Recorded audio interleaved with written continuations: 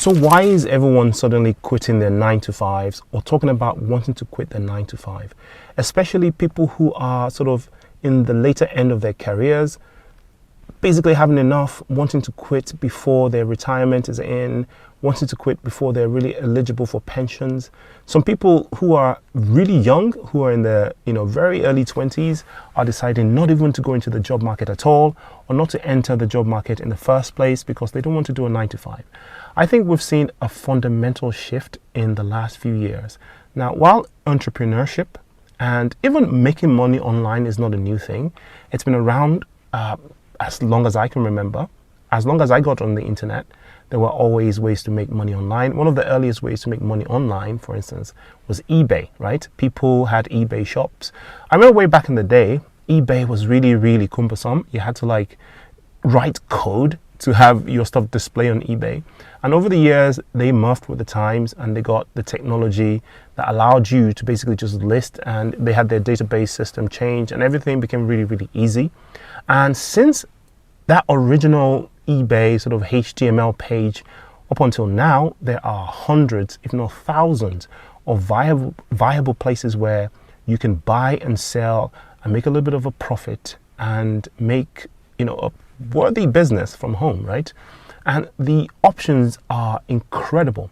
Now, moving on from having to hold inventory and actually selling something online, the advent of digital marketing, affiliate marketing, and right now what I call the attention economy has made just making money from anywhere in the world more viable than ever before.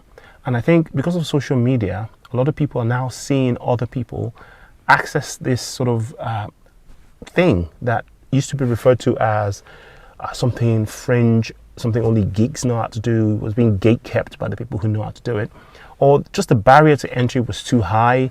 Where do I get products that are cheap enough to sell for profit? All of those things are now so easy, so straightforward that in fact, it's not even those things that are selling anymore, if not the attention that you're able to generate online. Now we're seeing people who have never even been to uni, people who have dropped out of school, just jump on a passion of theirs online, start making videos about it. All of a sudden they're earning more than their parents. All of a sudden they're paying off their parents' mortgages. All of a sudden these sidekick things and hobbies that people used to demonize and basically joke at are making people millionaires every day. And because of this, a lot of people are now sort of treating them with a little bit of respect. So we have a lot of people now referring to things that used to be side hustles as main hustles. Or you have someone who maybe say they labor in a warehouse to do something really physically difficult, physically demanding, or something that is sort of, I don't know how you call it, draining emotionally and emotionally, psychologically. Some of these jobs are just soul destroying, right? And you see those people, some of them earn really little, minimum wage, sometimes less than minimum wage, believe it or not. The minimum wage is only the legal minimum wage. There are a lot of people who are earning less than minimum wage, right?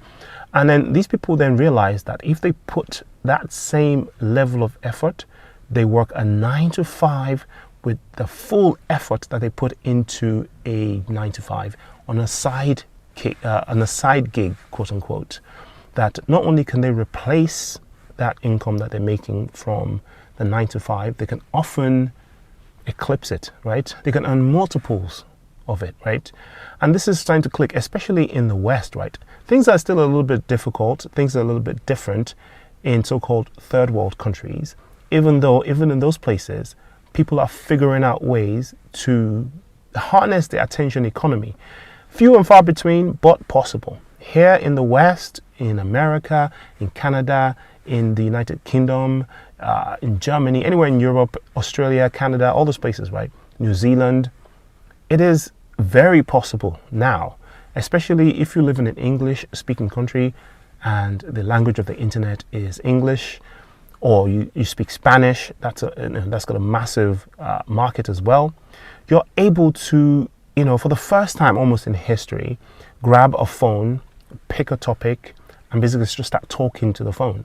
And you are effectively, especially on YouTube, one video away from your video, from your channel just blowing up absolutely, and you start to make money. And it's always blows people's minds when they make that first dollar, because before that, I see that people have a lack of belief. There's a sort of like a lack of it's belief, yeah. There's I don't know, imposter syndrome, cognitive dissonance. I don't know what it is, right?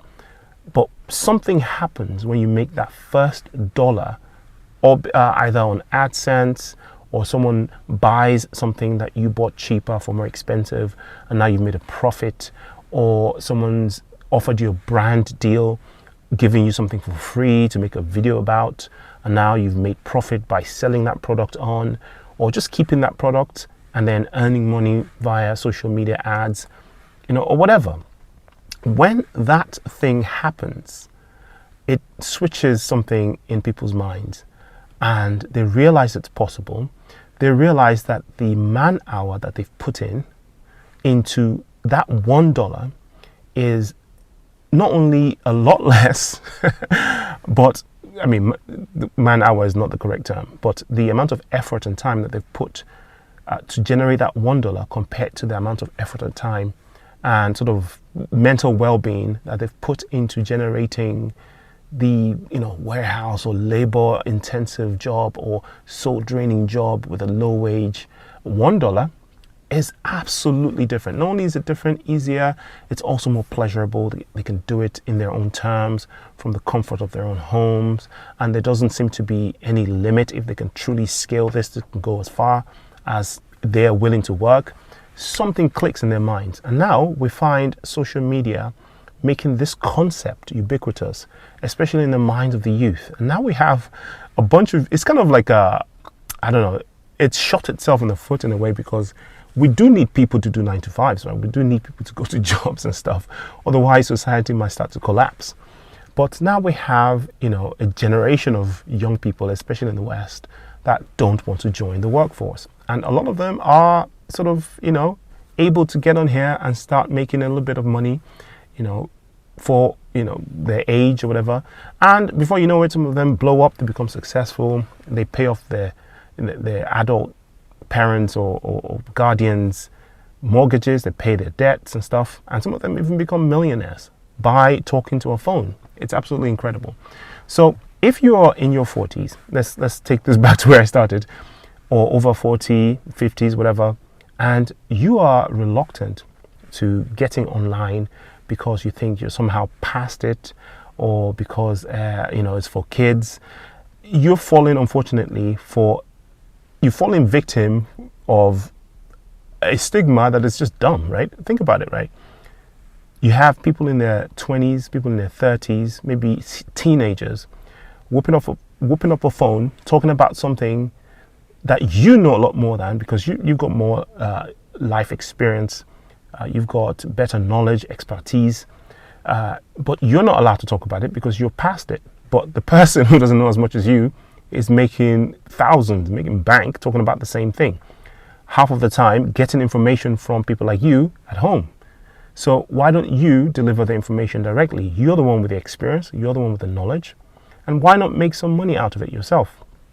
It's not for kids, especially people in the 40s. I made a video some time ago about it. I published I published it recently on this channel, but I made the video quite a while back. And I was talking about why people in the 40s shouldn't shy away from using the product that they themselves created.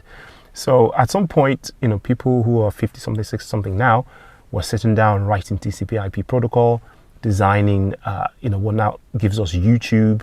They're the ones that gave us the platform that we're now able to stream via satellite, via broadband. All of these technologies were worked on by people like you. And now you're asked not to play on it because you're past it, you're old.